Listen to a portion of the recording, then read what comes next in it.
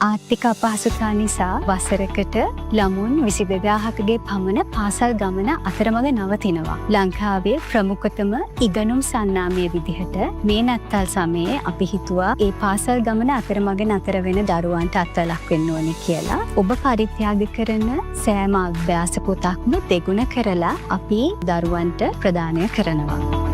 Atlas ආයතනයේ විසින් කරන සිප්සවි නත්තල් පොරොන්දුවට දායකත්වය ලබා දීම ගැන මම ඉතාම සන්තෝෂ වෙනවා. මම ඔයගලන්ටත් ආරාධනා කරලා සිටිනවා මේ වැඩසටහනට දායක වෙලා මේ දරුවන්ට හොඳ අධ්‍යාපනයක් ලබා දීමට දායක වෙන්න කියලා. බොහෝ දරුවන්ගේ පොත්පත් පවා විනාශ වෙලා තියෙන මොහොතක ඇට්ලස් සමාගම මගින් මේ සිදු කරන සේවාව අගය කරනවා. ඇට්ලස් සිප්සවි නත්තල් පොරොන්දු වැඩසටහනට දායක වීම හැකියවීම ගැන අපි ගොඩක් සතුටු වෙනවා. ලංකාවේ මෑතකදී වෙච්ච ආපදා තත්ත්වයෙන් අධ්‍යාපනය කඩාකප්පල් වූ දරුවන්ගේ අධ්‍යාපනය යළිත් නගා සිටුවීමට උදව් වෙන මහත් ශක්තියක් වේ කියලා අපි බලාපොරොත්තු වෙනවා.